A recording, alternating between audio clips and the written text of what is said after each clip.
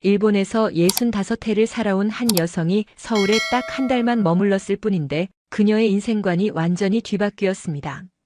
병원 예약이 하루 만에 잡히고 지하철에서 무료 와이파이가 터지며 20대 직원이 팀장에게 당당히 반론하는 모습을 보고 충격을 받았죠. 평생 일본이 최고라고 믿었던 그녀가 한국에서 목격한 것은 무엇이었을까요? 왜 그녀의 딸은 안정적인 도쿄의 대기업을 박차고 나와 서울을 선택했을까요? 그리고 환갑이 넘은 나이에 새로운 세상을 경험한 그녀가 마지막으로 남긴 메시지는 무엇이었을까요? 단순한 관광이 아니었습니다. 이건 한 일본 여성이 직접 체험한 대한민국의 진짜 모습이었어요. 편리함, 속도, 도전 정신, 그리고 희망. 그녀가 본 한국은 그저 이웃나라가 아니라 미래를 향해 달려가는 역동적인 나라였습니다. 지금부터 들려드릴 이야기는 한 달간의 서울 생활이 65살. 일본 여성의 시선을 어떻게 바꿔놓았는지에 대한 진솔한 기록입니다. 그녀의 눈을 통해 본 대한민국의 모습, 지금 바로 시작합니다. 이 이야기가 마음에 드신다면 구독과 좋아요, 알림 설정 부탁드립니다. 그리고 여러분은 한국의 어떤 점이 가장 자랑스러운지 댓글로 남겨주세요. 저는 도쿄에서 태어나 65해를 살아온 평범한 여성입니다. 남편과 함께 작은 세탁소를 운영하며 두 딸을 키웠고 이제는 손주들을 보는 나이가 되었습니다. 매일 아침 6시에 일어나 가게 문을 열고 저녁 7시면 셔터를 내리는 일상이 40년 넘게 이어졌어요. 변하지 않는 루틴이 주는 안정감 속에서 저는 나름 행복한 삶을 살고 있다고 생각했습니다. 그런 제가 3년 전 생각지도 못한 일을 겪게 되었어요. 큰딸이 서울로 이직을 한다는 소식을 들은 거죠. 처음엔 이해할 수 없었습니다. 딸은 도쿄의 대기업에서 10년 넘게 일했고 승진도 앞두고 있었거든요. 일본에도 좋은 회사가 많은데 왜 굳이 한국으로 가야 하는지 도무지 알 수 없었어요. 게다가 한국어도 유창하지 않은 상태였으니까요. 딸은 제게 차분히 설명했습니다.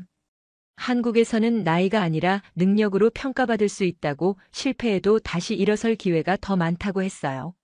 38살인 자신에게 일본 회사는 이미 늦었지만 한국에서는 여전히 도전할 수 있는 나이라고 말했습니다. 저는 고개를 끄덕이면서도 속으로는 여전히 의아했습니다. 일본도 충분히 좋은 나라인데 뭐가 그렇게 다를까 싶었거든요. 남편도 같은 생각이었어요. 우리 부부는 밤늦게까지 이야기를 나눴지만 결국 딸의 결정을 존중하기로 했습니다.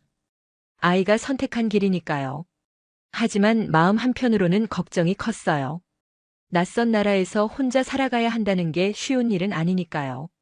그러던 어느 날 딸이 제게 한 달간 서울에 머물러 보라고 제안했습니다. 딸이 정착한 지 6개월쯤 지났을 무렵이었어요. 손주도 보고 한국이라는 나라도 직접 느껴보라는 거였죠. 남편은 가게 일이 있어 못 가고 저 혼자 비행기에 올랐습니다. 평생 일본을 벗어난 적이 거의 없던 제게 그것은 작은 모험이었어요. 인천공항에 내렸을 때부터 뭔가 달랐어요. 공항 곳곳에 대형 디지털 안내판이 있었고 와이파이는 무료였으며 직원들은 친절하면서도 효율적으로 움직였습니다. 나리타 공항도 깨끗하지만 인천공항은 뭔가 더 미래적인 느낌이었달까요? 자동화된 시스템들이 곳곳에 있었고 길을 찾는 것도 훨씬 쉬웠어요. 딸의 아파트에 도착했을 때 저는 또 한 번 놀랐습니다. 현관문이 비밀번호와 지문으로 열렸거든요. 일본에서는 아직도 열쇠를 쓰는 집이 대부분인데 말이죠. 집안의 모든 조명과 난방은 휴대폰 앱으로 조절할 수 있었어요. 처음엔 어색했지만 며칠 지나니 편리하다는 생각이 들었습니다. 외출하기 전에 미리 난방을 켜두면 집에 돌아왔을 때 따뜻한 온기가 반겨주었거든요. 무엇보다 놀라웠던 건 거리의 풍경이었어요. 젊은이들이 활기차게 걸어다녔고 밤늦게까지 불이 켜진 카페와 스타트업 사무실들이 즐비했습니다. 도쿄에서도 밤거리는 활기차지만 뭔가 다른 느낌이었어요. 도쿄의 밤은 일을 끝낸 피로가 묻어났다면 서울의 밤은 무언가를 시작하려는 열기가 느껴졌달까요? 20대로 보이는 청년들이 노트북을 펴고 열띤 토론을 나누는 모습이 자연스러웠습니다. 저는 딸에게 물었습니다. 정말 이곳이 그렇게 다르냐고, 일본보다 나은 점이 뭐냐고요. 딸은 웃으며 대답했어요. 엄마가 직접 한 달 살아보면 알게 될 거라고 말이죠. 그 말을 듣고 저는 마음먹었습니다. 선입견 없이 있는 그대로 이 나라를 경험해 보기로요. 그렇게 저의 한 달간 서울 생활이 시작되었습니다. 65해를 일본에서만 살았던 제가 이제 한국이라는 새로운 세상을 마주하게 된 거예요. 병원도 가보고 지하철도 타보고 시장도 구경하고 딸의 회사 사람들도 만나봤습니다. 그 과정에서 저는 많은 것을 보고 느꼈어요. 어떤 것들은 일본이 더 나았고 어떤 것들은 한국이 훨씬 앞서 있었습니다. 그리고 무엇보다 왜 우리 딸이 이곳을 선택했는지 조금씩 이해하기 시작했어요. 그건 단순히 돈이나 직장의 문제가 아니었습니다. 그보다 더 근본적인 무언가 삶을 대하는 태도의 차이였던 거죠. 이제부터 제가 한 달간 서울에서 경험한 이야기들을 들려드리려 합니다. 65살 일본 여성의 눈으로 본 한국과 일본의 차이에 관한 솔직한 이야기입니다. 어쩌면 제 이야기가 두 나라를 이해하는 작은 다리가 될 수 있을지도 모르겠어요. 서울에 온 지 사흘째 되던 날, 저는 갑자기 무릎 통증이 심해졌습니다. 원래 10년 전부터 알아온 관절염 때문에 정기적으로 병원을 다녀야 했거든요. 도쿄에서는 단골 정형외과가 있어서 석 달에 한 번씩 진료를 받았어요. 그런데 서울에 오면서 약을 충분히 챙겨오지 못했던 겁니다. 딸에게 말하자 딸은 걱정하지 말라며 휴대폰을 꺼냈습니다. 그리고 화면을 몇 번 터치하더니 제게 보여줬어요. 집 근처 정형외과 예약이 내일 오전 10시에 잡혔다고 했습니다. 저는 깜짝 놀랐어요. 도쿄에서는 병원 예약을 하려면 최소 2주일은 기다려야 하거든요. 더구나 처음 가는 병원이라면 한 달도 기다려야 할 때가 있었습니다. 다음 날 아침 딸과 함께 병원에 갔습니다. 병원은 아파트 단지 바로 옆에 있었어요. 일본처럼 큰 종합병원이 아니라 동네 의원이었는데 시설은 상당히 깨끗하고 현대적이었습니다. 접수대에서 딸이 제 여권과 서류를 보여주자 직원은 능숙하게 외국인 등록을 처리해줬어요. 대기실에서 기다리는데 제 차례가 생각보다 빨리 왔습니다. 15분도 안 걸렸어요. 도쿨에서는 예약을 해도 1시간은 기본으로 기다려야 했는데 말이죠. 진료실에 들어가니 50대로 보이는 여의사가 환하게 웃으며 맞아줬습니다. 놀랍게도 간단한 일본어로 인사를 건네더군요. 의사는 제 무릎을 꼼꼼히 살펴보고 엑스레이를 찍자고 했습니다. 엑스레이실은 바로 옆방이었고 촬영도 5분 만에 끝났어요. 그리고 다시 진료실로 돌아오니 이미 화면에 제 무릎 사진이 떠 있었습니다. 도쿄에서는 엑스레이 결과를 보려면 며칠은 기다려야 했는데 여기서는 즉시 확인할 수 있었던 거죠. 의사는 화면을 가리키며 설명했습니다. 관절염이 조금 진행되었지만 약물 치료와 가벼운 운동으로 충분히 관리할 수 있다고 했어요. 그리고 처방전을 출력해주면서 바로 아래층 약국에서 약을 받을 수 있다고 안내했습니다. 진료 시간은 총 20분 정도였어요. 계산을 하러 가는데 금액이 생각보다 저렴했습니다.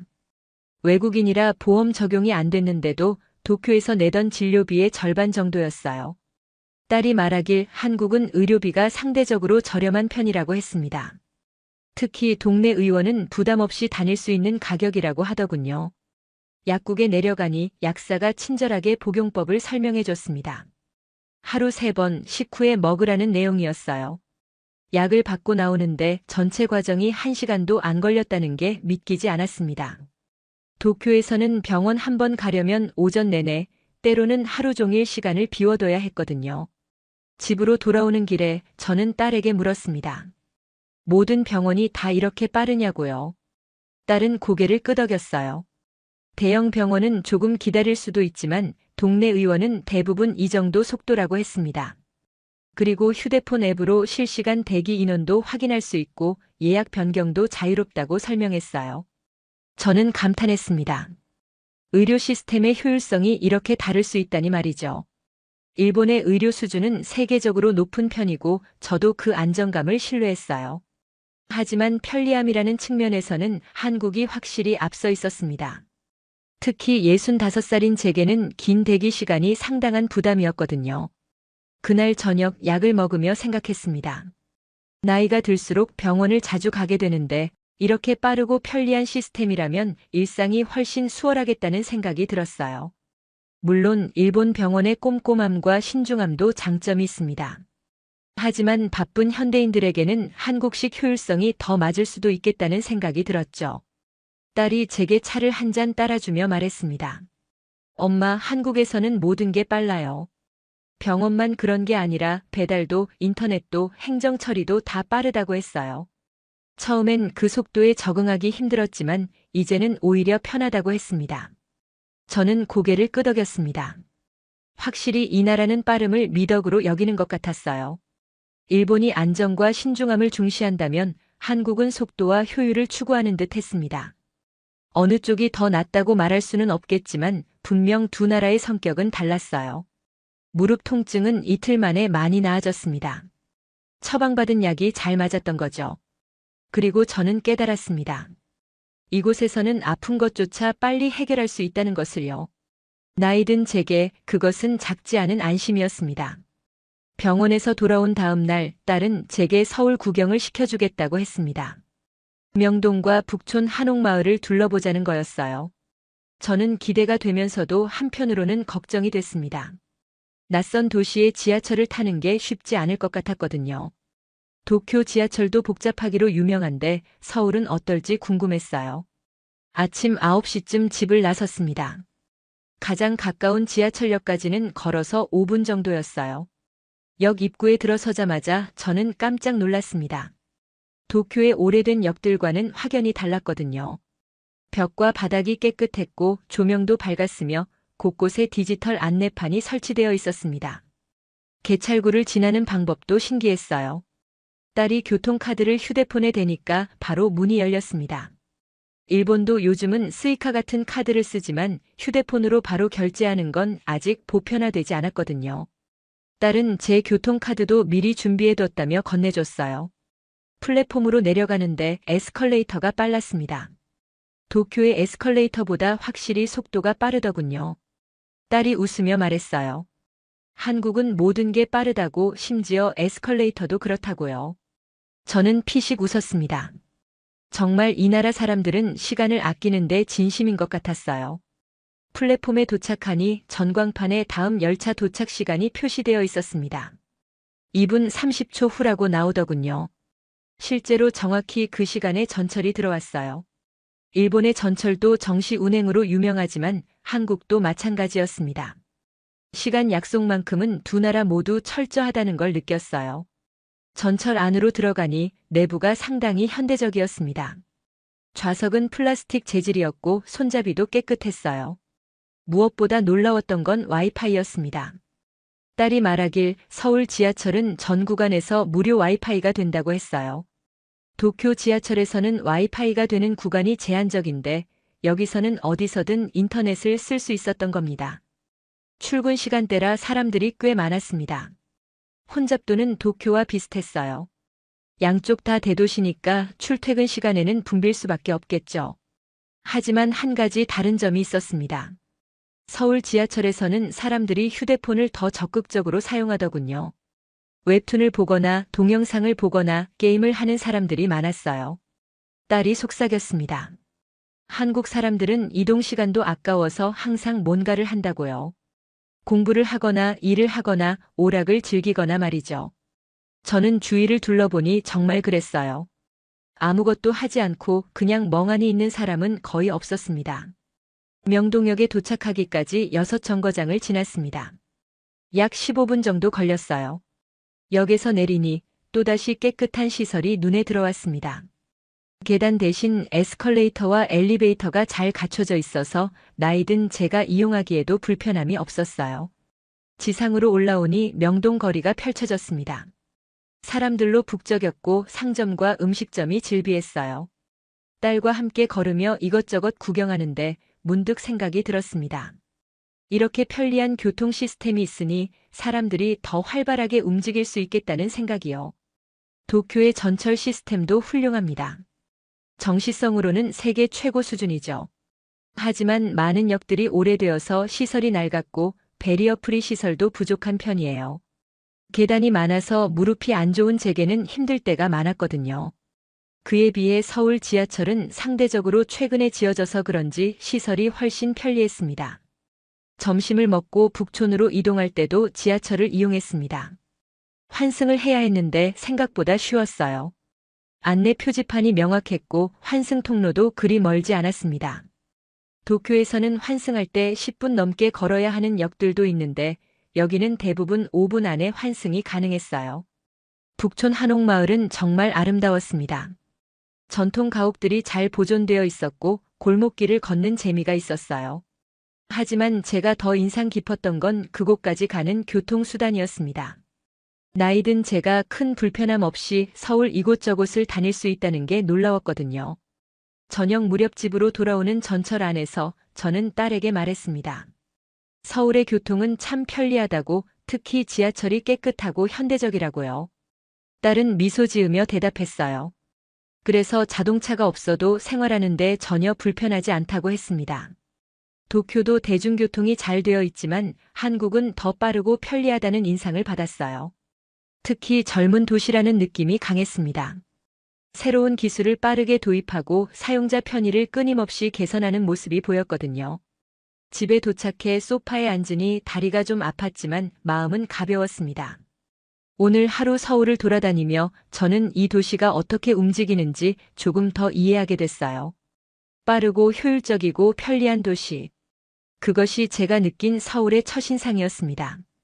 서울에 온 지 일주일째 되던 금요일 저녁, 딸이 제게 특별한 제안을 했습니다. 회사 동료들과 저녁 식사 자리가 있는데 함께 가지 않겠냐는 거였어요. 저는 조금 망설였습니다. 낯선 사람들과의 자리가 부담스럽기도 했고 무엇보다 언어 문제가 걱정됐거든요. 하지만 딸이 통역해주겠다고 해서 따라가기로 했습니다. 저녁 7시 강남에 있는 한 고깃집에서 모임이 있었습니다. 딸의 팀원 5명이 모였는데 나이는 20대 후반부터 40대 초반까지 다양했어요. 제가 인사를 하자 모두 반갑게 맞아줬습니다. 특히 막내로 보이는 28살 여성 직원이 간단한 일본어로 인사를 건네 깜짝 놀랐어요. 고기가 구워지는 동안 그들은 자연스럽게 일 이야기를 나눴습니다. 저는 옆에서 듣고 있었는데 대화 방식이 일본과는 확연히 달랐어요. 나이가 어린 직원이 팀장에게 자기 의견을 거침없이 말하더군요. 그것도 반말은 아니었지만 상당히 직설적인 어조였습니다. 딸이 통역해주는 걸 들으니 그 젊은 직원은 팀장의 프로젝트 진행 방식에 문제가 있다고 지적하고 있었어요. 일본에서라면 상상도 할 수 없는 일이었습니다. 후배가 선배에게, 그것도 팀장에게 그런 식으로 말한다는 건 신뢰가 되거든요. 저는 긴장했습니다. 팀장이 화를 낼 거라고 생각했거든요. 그런데 놀랍게도 팀장은 고개를 끄덕이며 경청했습니다. 그리고 반론을 펼치는 게 아니라 자신이 미처 생각하지 못한 부분이 있었다고 인정하더군요. 심지어 다음 주 회의에서 그 의견을 반영해 보겠다고 말했습니다. 그 모습을 보며 저는 문화 충격을 받았어요. 딸에게 조용히 물었습니다. 저런 게 괜찮은 거냐고, 예의에 어긋나는 게 아니냐고요. 딸은 웃으며 대답했어요. 한국 회사는 나이보다 능력과 성과를 중시한다고, 좋은 의견이라면 누가 말하든 존중받는다고 했습니다. 물론 기본적인 예의는 지켜야 하지만 일본처럼 위계 질서에 얽매이지는 않는다고 하더군요. 식사가 진행되면서 저는 더 많은 것을 관찰했습니다. 그들은 업무 이야기를 할 때 활기찼지만 개인 생활에 대해서는 서로 깊이 간섭하지 않았어요. 일본에서는 회식 자리에서 상사가 부하의 사생활까지 캐묻는 게 흔한데 여기서는 그런 분위기가 전혀 없었습니다. 오히려 각자의 취미나 관심사에 대해 평등하게 이야기를 나눴어요. 막내 직원이 최근에 다녀온 등산 이야기를 하자 팀장이 진지하게 추천 코스를 물어봤습니다. 직급이 아니라 한 명의 사람으로서 서로를 대하는 느낌이었어요. 저녁 9시쯤 한 직원이 먼저 일어났습니다. 내일 아침 일찍 가족 모임이 있다며 먼저 가겠다고 했어요. 팀장은 흔쾌히 알겠다고 했고 다른 직원들도 수고했다며 배웅했습니다. 일본이었다면 상사가 자리에 있는데 먼저 일어나는 건 상당히 눈치 보이는 일이거든요. 딸이 제게 설명했습니다. 한국도 예전에는 회식 문화가 강압적이었다고 해요. 하지만 최근 10년 사이 많이 바뀌었다고 했습니다. 특히 젊은 세대가 회사에 들어오면서 수평적인 문화를 요구했고 기업들도 그에 맞춰 변화했다는 거예요. 10시가 조금 넘어 모임이 끝났습니다. 택시를 타고 집으로 돌아오는 길에 저는 딸에게 솔직한 심경을 털어놨어요. 처음에는 무례해 보였지만 곰곰이 생각해보니 오히려 건강한 조직 문화 같다고요. 상하 관계보다 업무 효율을 중시하고 개인의 의견을 존중하는 게 장기적으로는 더 나을 수도 있겠다고 말했습니다. 딸은 고개를 끄덕였어요. 그래서 자신이 한국을 선택했다고 했습니다. 일본 회사에서는 38살 여성이 관리자가 되기 어렵지만 한국에서는 나이와 성별보다 능력을 본다고 했어요. 물론 완벽하지는 않지만 적어도 도전할 기회는 있다는 거죠. 저는 창밖을 바라보며 생각에 잠겼습니다. 40년 넘게 일본 사회에서 살아온 저로서는 오늘 본 풍경이 낯설었어요. 하지만 동시에 부러운 마음도 들었습니다. 만약 제가 젊었을 때 이런 환경에서 일했다면 제 인생이 달랐을까 하는 생각도 들었거든요. 일본의 직장 문화에도 장점은 있습니다. 안정적이고 예측 가능하며 동료 간의 유대가 강하죠. 평생 직장이라는 개념도 나름의 안정감을 줍니다. 하지만 그 안정 속에 갇혀서 새로운 시도를 하기 어렵다는 단점도 분명히 있어요. 반면 한국의 직장 문화는 빠르고 역동적이었습니다. 나이나 경력보다 성과를 중시하고 실패해도 다시 도전할 수 있는 분위기였어요. 물론 그만큼 경쟁도 치열하고 스트레스도 클 것입니다. 하지만 젊은이들에게는 더 많은 가능성을 제공하는 환경인 것 같았어요. 집에 도착해 침대에 누우니 오늘 만난 사람들의 얼굴이 떠올랐습니다. 특히 그 28살 여직원이 팀장에게 당당히 의견을 말하던 모습이 기억에 남았어요. 그 젊은이의 눈에는 두려움이 아니라 자신감이 있었습니다. 그것이 한국 젊은이들이 가진 힘인 것 같았어요. 서울에 온 지 2주일째 딸은 제게 특별한 곳을 보여주고 싶다고 했습니다. 강남에 있는 스타트업 카페라는 곳이었어요. 처음 듣는 단어였지만 딸의 설명을 듣고 나니 흥미가 생겼습니다. 젊은이들이 모여서 창업 아이디어를 나누고 서로 협력하는 공간이라고 하더군요. 토요일 오후 2시 딸과 함께 그곳에 도착했습니다. 건물 3층에 있는 넓은 공간이었는데 카페처럼 꾸며져 있으면서도 곳곳에 회의실과 작업 공간이 마련되어 있었어요. 20대에서 30대로 보이는 젊은이들이 노트북을 펴놓고 열심히 무언가를 하고 있었습니다. 딸의 대학 후배가 그곳에서 일하고 있다며 우리를 반갑게 맞아줬어요. 29살의 김민준이라는 청년이었습니다. 그는 1년 전 회사를 그만두고 친구들과 함께 스타트업을 시작했다고 했어요. 인공지능을 활용한 언어 학습 앱을 만들고 있다고 설명했습니다. 저는 놀라서 물었습니다. 안정적인 회사를 그만두고 창업을 한다는 게 두렵지 않았냐고요. 민주는 밝게 웃으며 대답했어요. 물론 처음엔 무섭기도 했지만 지금 도전하지 않으면 평생 후회할 것 같았다고 했습니다. 실패해도 다시 취업할 수 있고 그 경험 자체가 값진 자산이 된다고 믿었다고 하더군요. 일본에서는 상상하기 어려운 말이었습니다. 일본 젊은이들 대부분은 대기업에 입사하는 것을 최고의 목표로 여기거든요. 한번 회사를 그만두면 다시 좋은 곳에 취직하기 어렵다는 인식도 강하고요. 하지만 민준의 말을 들으니 한국에서는 실패에 대한 두려움이 일본보다 덜한 것 같았습니다. 민준은 자신의 팀원들을 소개해줬습니다. 한 명은 디자이너였고 다른 한 명은 개발자였어요. 셋 다 대기업 경력을 포기하고 이 일에 뛰어들었다고 했습니다. 그들은 각자 맡은 부분을 설명하며 눈을 반짝였어요. 일을 하면서도 즐거워 보였습니다. 저는 그들에게 물었습니다. 지금 수입은 어떠냐고, 생활하는데 어려움은 없냐고요. 디자이너인 이수진이라는 28살 여성이 솔직하게 대답했어요. 지금은 투자금으로 운영하고 있어서 월급이 많지 않다고 했습니다. 대기업 다닐 때의 절반도 안 된다고 하더군요. 하지만 그녀의 얼굴에는 후회가 보이지 않았습니다. 오히려 자신이 만든 제품이 사람들에게 도움이 되는 걸 보면 뿌듯하다고 했어요.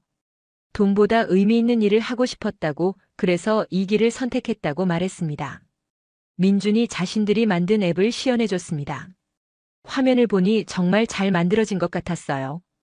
인공지능이 사용자의 수준을 파악해서 맞춤형 학습을 제공한다고 했습니다. 벌써 2만 명 정도가 다운로드했고 긍정적인 평가를 받고 있다고 자랑스럽게 말했어요. 저는 감탄했습니다. 29살 청년이 이런 걸 만들다니 놀라웠거든요. 일본에서는 이 나이면 아직 회사에서 선배들 눈치 보며 일을 배우는 시기인데 여기서는 자기 사업을 하고 있었습니다. 민주는 우리를 카페 안을 돌며 다른 팀들도 소개해줬습니다. 한 팀은 친환경 포장재를 개발하고 있었고 다른 팀은 노인을 위한 건강관리 앱을 만들고 있었어요. 또 다른 팀은 중고 물품 거래 플랫폼을 운영하고 있었습니다. 모두 20대 후반에서 30대 초반의 젊은이들이었어요. 놀라웠던 건 그들이 서로를 경쟁자가 아니라 동료로 여긴다는 점이었습니다. 서로의 프로젝트에 조언을 해주고 때로는 협업도 한다고 했어요. 실패한 사람도 있었지만 그들은 다시 일어나 새로운 도전을 준비하고 있었습니다. 딸이 제게 속삭였습니다. 이런 게 한국의 힘이라고, 젊은이들이 실패를 두려워하지 않고 끊임없이 도전하는 문화라고 했어요. 정부도 스타트업을 지원하고 투자자들도 젊은 창업가들에게 기회를 준다고 설명했습니다. 저는 생각에 잠겼습니다. 일본의 젊은이들은 안정을 추구합니다. 좋은 대학을 나와 좋은 회사에 들어가고 평생 그 회사에서 일하는 게 성공의 길이라고 배웠어요. 물론 그것도 나름의 가치가 있습니다. 하지만 그 과정에서 꿈을 포기하는 경우도 많죠. 반면 한국의 젊은이들은 위험을 감수합니다. 안정적인 직장을 박차고 나와 자신의 아이디어로 승부를 걸어요. 실패할 확률이 높지만 성공하면 그 보상도 큽니다. 무엇보다 자신이 정말 하고 싶은 일을 한다는 게 중요한 것 같았어요. 민준이 커피를 대접하며 말했습니다. 한국도 예전에는 안정지향적이었다고 해요. 하지만 외환위기를 겪으면서 평생 직장이라는 개념이 무너졌고 젊은 세대는 새로운 길을 찾기 시작했다고 했습니다. 실패해도 다시 시작할 수 있다는 사회적 분위기가 만들어졌다는 거죠. 저는 그 말을 들으며 생각했습니다. 어쩌면 위기가 오히려 기회가 됐을지도 모르겠다고요. 일본은 아직도 과거의 성공에 기대어 있는 것 같아요. 변화를 두려워하고 새로운 시도를 꺼립니다. 그게 안정적이긴 하지만 동시에 발전을 가로막는 장벽이 될 수도 있겠다는 생각이 들었어요. 카페를 나서며 딸에게 말했습니다. 오늘 만난 젊은이들이 부럽다고, 자기 꿈을 좇는 모습이 아름답다고요. 딸은 웃으며 대답했어요. 그래서 한국이 미래가 있다고, 이런 청년들이 있는 한 이 나라는 계속 발전할 거라고 했습니다. 저는 고개를 끄덕였습니다. 한국의 진짜 힘은 화려한 건물이나 빠른 인터넷이 아니라 실패를 두려워하지 않는 젊은이들의 도전 정신에 있다는 걸 깨달았어요. 서울에 온 지 3주일째, 저는 한국 생활에 점점 익숙해지고 있었습니다. 하지만 동시에 한 가지 의문도 생겼어요. 이 빠르고 역동적인 사회에서 저 같은 나이 든 사람들은 어떻게 살아가는 걸까 하는 궁금증이었죠. 젊은이들의 활력은 확실히 인상적이었지만 그게 전부는 아닐 테니까요.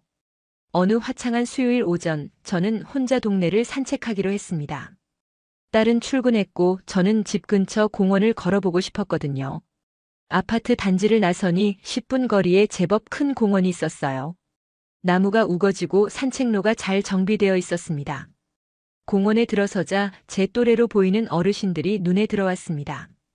어떤 분들은 운동기구에서 스트레칭을 하고 계셨고 어떤 분들은 벤치에 앉아 담소를 나누고 계셨어요. 저는 한 벤치에 앉아 주위를 둘러봤습니다. 옆 벤치에 계시던 60대 후반으로 보이는 여성 어르신이 제게 말을 걸어왔습니다. 일본 사람이냐고 물으시더군요. 제가 그렇다고 하자 반갑게 인사를 건네셨어요. 박순자라는 분이었는데 근처에 사신다고 했습니다. 우리는 자연스럽게 이야기를 나누게 됐어요. 박 여사는 제게 이것저것 물어보셨습니다. 언제 왔는지, 얼마나 머무를 건지, 한국은 어떤지 등등요. 저는 솔직하게 대답했어요. 딸을 보러 왔고 한 달 정도 머물 예정이며 한국이 생각보다 편리하고 활기차다고 말씀드렸습니다. 박 여사는 웃으며 말씀하셨어요. 요즘 한국은 너무 빨라서 자신 같은 노인네는 따라가기 힘들다고요. 은행도 인터넷으로 하라고 하고 병원 예약도 앱으로 하라고 하는데 배우기가 쉽지 않다고 하셨습니다. 키오스크로 주문하는 식당도 많아졌는데 그게 어려워서 가끔은 식사하기가 겁난다고 털어놓으셨어요. 저는 공감이 갔습니다. 일본도 디지털화가 진행되고 있지만 한국만큼 빠르지는 않거든요. 오히려 일본은 아날로그 방식을 여전히 많이 유지하고 있어서 나이 든 사람들이 적응하기가 상대적으로 수월해요. 팩스를 아직도 쓰는 회사가 많고 도장 문화도 남아있죠. 박 여사는 계속 말씀하셨습니다. 손주들이 뭔가를 가르쳐 주려고 해도 금방 잊어버린다고, 머리가 따라가지 않는다고 하셨어요. 젊은이들은 다 스마트폰으로 해결하는데 자신은 여전히 종이와 펜이 편하다고 했습니다. 그러면서도 시대에 뒤처지는 것 같아 속상하다고 하시더군요. 저는 그분의 손을 가만히 잡았습니다. 그리고 말씀드렸어요. 저도 처음 서울에 왔을 때 모든 게 낯설고 빨랐다고 하지만 며칠 지나니 조금씩 적응이 되더라고요. 완벽하게 따라갈 필요는 없고 자기 속도대로 천천히 배워가면 된다고 위로해드렸습니다. 박 여사는 고개를 끄덕이셨어요. 그러면서 한국의 젊은이들은 참 대단하다고, 새로운 걸 빨리 받아들이고 적응한다고 칭찬하셨습니다. 하지만 동시에 그 속도에 자신 같은 세대는 소외감을 느낀다고 솔직히 말씀하셨어요. 저는 깊이 공감했습니다. 일본도 고령화 사회지만 변화의 속도가 완만해서 노인들이 적응할 시간이 있어요. 반면 한국은 너무 빨라서 나이 든 세대가 따라가기 버거울 것 같았습니다. 편리함의 이면에는 이런 어려움도 있다는 걸 깨달았어요. 잠시 후 박 여사의 친구분들이 오셨습니다. 모두 60대 후반에서 70대 초반으로 보이는 분들이었어요. 그분들과도 이야기를 나누게 됐는데 비슷한 고민을 갖고 계셨습니다. 세상이 너무 빨리 변해서 적응하기 힘들다는 거였어요. 한 분은 말씀하셨습니다. 손자가 유튜브로 공부한다고 하는데 도통 이해가 안 된다고, 자기 때는 책으로 공부했는데 지금은 다 화면으로 본다고 하셨어요. 또 다른 분은 배달 앱 사용법을 배우고 싶은데 누가 가르쳐줄 사람이 없다고 하소연하셨습니다. 저는 그분들의 이야기를 들으며 생각했습니다. 한국의 빠른 변화는 분명 장점이지만 세대 간 격차도 만들어낸다는 걸요.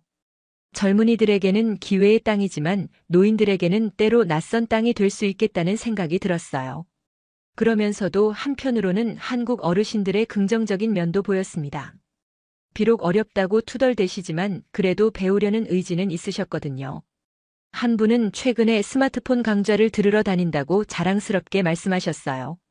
또 다른 분은 손자한테 배워서 이제 카카오톡은 할 수 있다고 하셨습니다.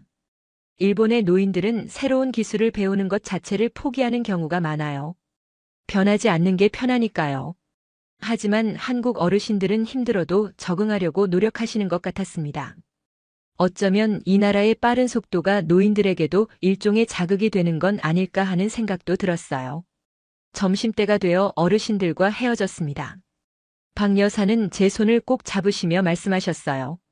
오늘 이야기 나눠서 좋았다고, 일본 사람도 똑같은 고민을 한다는 걸 알아서 위로가 됐다고 하셨습니다. 저도 감사하다고 인사드렸어요. 집으로 돌아오는 길에 저는 많은 생각을 했습니다.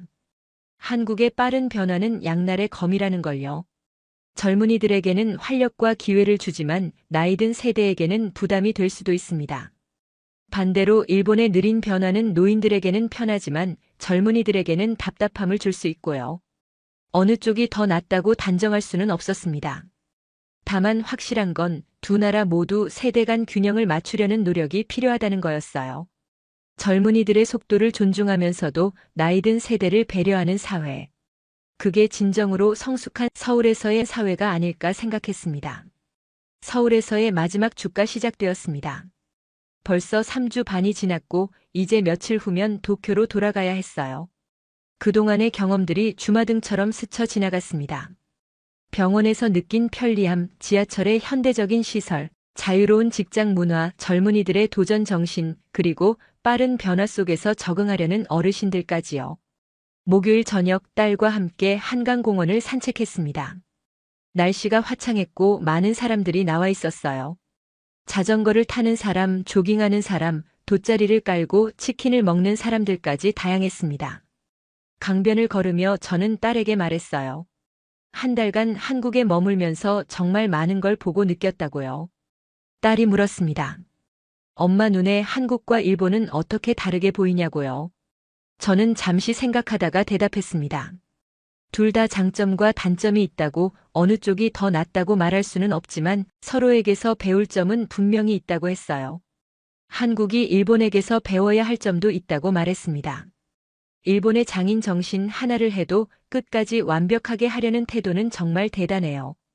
작은 세탁소를 40년 넘게 운영하면서 저와 남편은 항상 옷을 정성껏 다뤘습니다. 단골 손님들이 믿고 맡기는 이유도 그 때문이었죠. 또 일본의 지속 가능성에 대해서도 말했습니다. 100년 넘은 가게들이 여전히 영업하고 대대로 기술을 전수하는 문화가 있어요. 빠르게 성장하는 것도 좋지만 오랫동안 지켜낼 수 있는 힘도 중요합니다.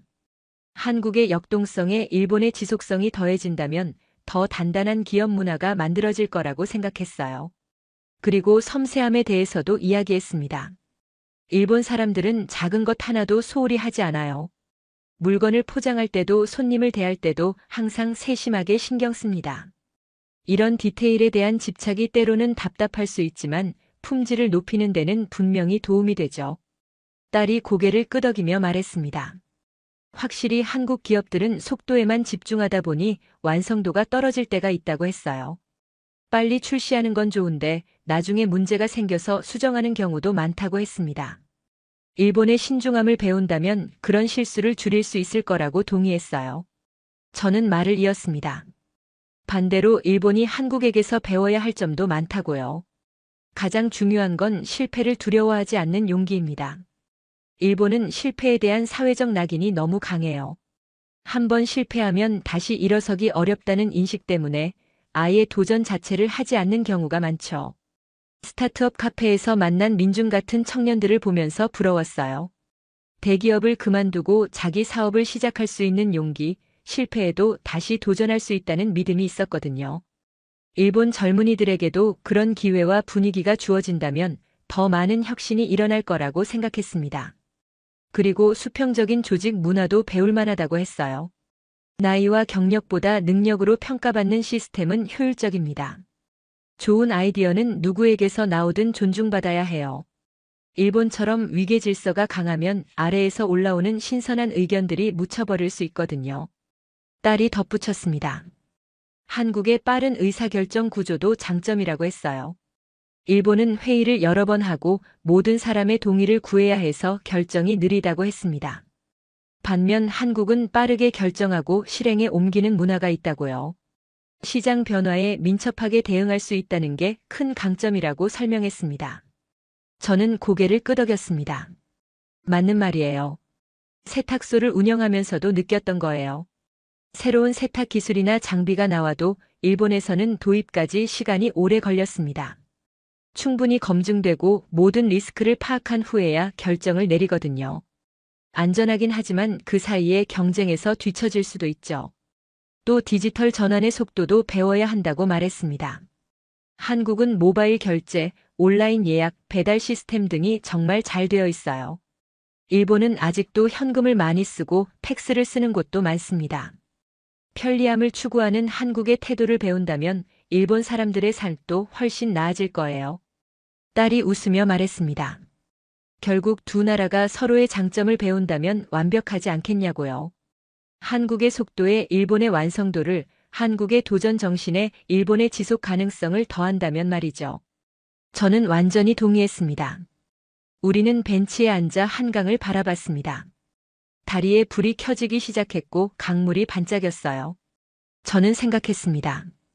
두 나라가 서로를 경쟁 상대가 아니라 배움의 대상으로 본다면 얼마나 좋을까 하고요. 서로의 단점을 비판하는 대신 장점을 인정하고 배우려는 자세가 필요하다고 느꼈습니다. 딸이 제 손을 잡으며 말했습니다. 엄마가 이렇게 열린 마음으로 한국을 봐줘서 고맙다고. 많은 일본 사람들이 한국에 대한 편견을 갖고 있는데 엄마는 달랐다고 했어요. 저는 웃으며 대답했습니다. 편견 없이 보니 오히려 배울 게 많더라고요.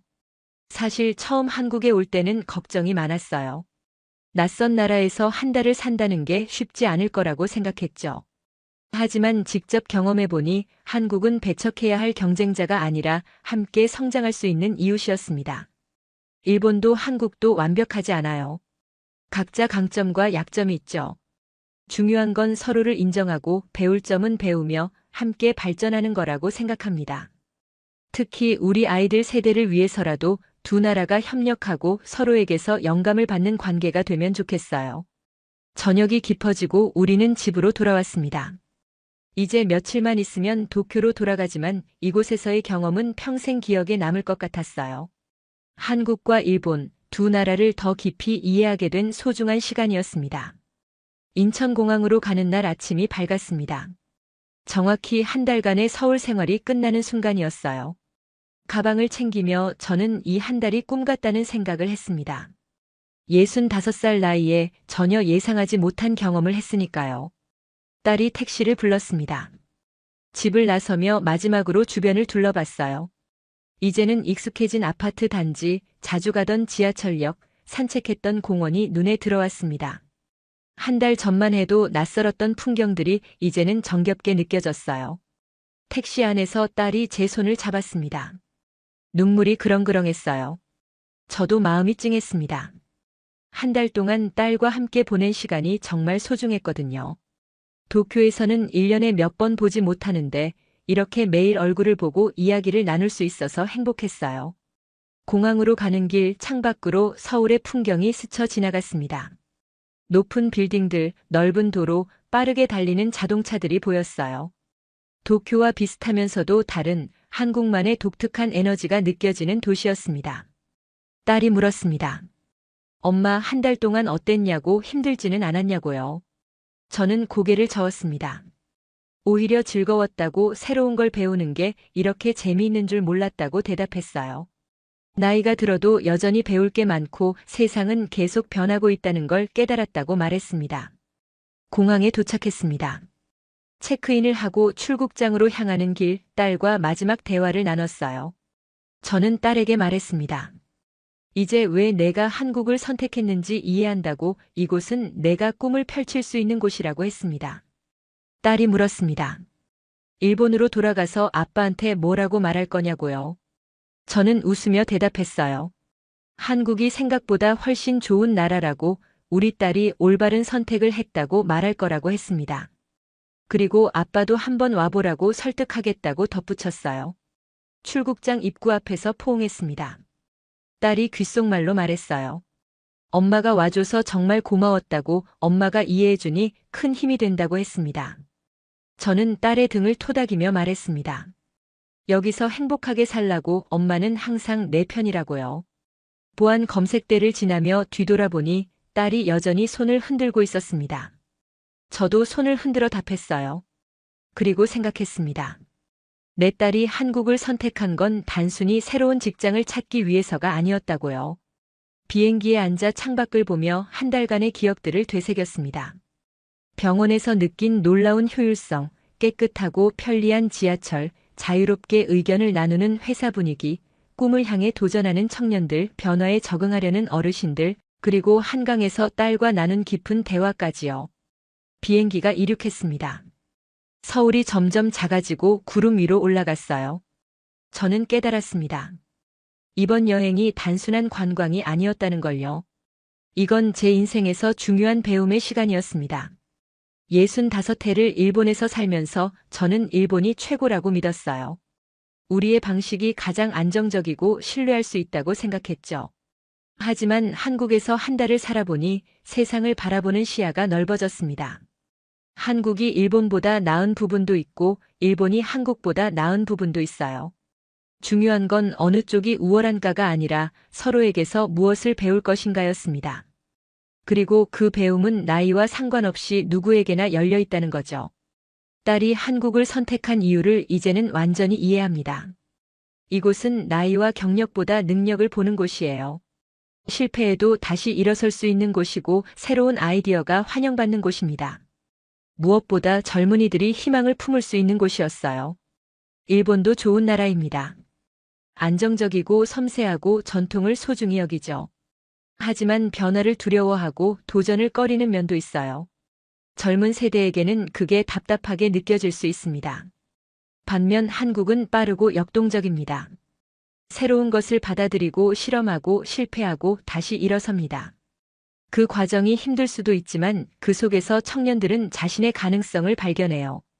비행기가 순항고도에 올랐습니다. 승무원이 음료를 나눠줬어요. 저는 커피를 한 모금 마시며 생각했습니다. 이 여행이 끝이 아니라 시작이라는 걸요. 이제 도쿄로 돌아가서도 배움을 멈추지 않을 겁니다. 남편에게 한국에서의 경험을 자세히 들려줄 거예요. 그리고 우리 세탁소도 조금씩 변화를 시도해 볼까 합니다. 온라인 예약 시스템을 도입한다든지 젊은 직원들의 의견을 더 경청한다든지 하는 작은 변화들 말이죠. 나이가 든다는 건 배움을 멈추는 게 아니에요. 오히려 더 겸손해지고 더 많이 배울 수 있는 시기입니다. 한 달간의 서울 생활이 제게 가르쳐준 가장 큰 교훈이 바로 그거였어요. 창밖으로 구름이 흘러갔습니다. 저 아래 어딘가에 한국이 있고 조금 있으면 일본이 보일 거예요. 두 나라 모두 제게 소중한 곳이 되었습니다. 하나는 제가 평생을 살아온 고향이고 다른 하나는 딸이 꿈을 펼치는 곳이니까요. 딸이 한국을 선택한 건 단순히 직장 때문이 아니었습니다. 그건 새로운 희망을 만나기 위해서였어요. 나이와 성별과 경력에 얽매이지 않고 자신의 능력으로 인정받을 수 있는 곳, 실패해도 다시 도전할 수 있는 곳, 꿈을 현실로 만들 수 있는 곳을 찾아서였습니다. 그리고 저도 이번 여행을 통해 새로운 희망을 발견했습니다. 65살에도 세상은 여전히 넓고 배울 것은 많으며 변화할 수 있다는 희망이요. 이 나이에도 새로운 경험을 하고 생각을 바꾸고 성장할 수 있다는 걸 깨달았습니다. 비행기가 하강을 시작했습니다. 곧 도쿄 상공이 보일 거예요. 집으로 돌아가지만 저는 이제 예전의 제가 아닙니다. 한 달간의 서울 생활이 저를 변화시켰거든요. 더 열린 마음으로 더 넓은 시야로 세상을 바라보게 되었어요. 나리타 공항이 보이기 시작했습니다. 반갑기도 하고 또 한편으로는 서울이 그리워지기도 했어요. 하지만 괜찮습니다. 언제든 다시 갈 수 있으니까요. 그리고 그때는 남편도 함께 데려갈 겁니다. 비행기가 착륙했습니다. 일본 땅을 밟는 순간 저는 미소 지었어요. 돌아왔다는 안도감과 함께 새로운 시작이라는 설렘도 느껴졌습니다. 한 달간의 여행은 끝났지만 진짜 변화는 이제부터 시작입니다. 65살 일본 여성의 한 달간 서울 체험기 어떠셨나요? 그녀가 목격한 대한민국은 단순히 빠르고 편리한 나라가 아니었습니다. 실패를 두려워하지 않는 청년들, 나이보다 능력을 인정하는 직장 문화, 그리고 변화에 적응하려는 모든 세대의 노력이 어우러진 역동적인 나라였어요. 병원 예약부터 지하철, 스타트업 문화까지. 외국인의 눈으로 본 대한민국의 모습은 우리가 당연하게 여기던 것들이 얼마나 특별한지 다시 한번 깨닫게 합니다. 빠른 속도만이 아니라 그 속에 담긴 도전 정신과 희망이야말로 대한민국의 진짜 힘이었죠. 물론 완벽하지는 않습니다. 세대 간 격차도 있고 때로는 너무 빨라서 버거울 때도 있어요. 하지만 중요한 건 우리가 계속 앞으로 나아가고 있다는 거예요. 실패해도 다시 일어서고 새로운 것을 받아들이며 함께 성장하는 나라. 그게 바로 대한민국입니다. 이 이야기가 여러분께 자긍심과 영감을 드렸기를 바랍니다. 우리가 살고 있는 이 나라가 얼마나 대단한 곳인지 때로는 외부의 시선을 통해 다시 보는 것도 의미 있는 일이니까요. 영상이 도움이 되셨다면 구독과 좋아요, 알림 설정으로 응원해주세요. 그리고 여러분이 경험한 대한민국의 자랑스러운 순간들을 댓글로 공유해주시면 감사하겠습니다. 사하겠습니다. 사하겠습니다. 사하겠습니다. 사하겠습니다. 사하겠습니다.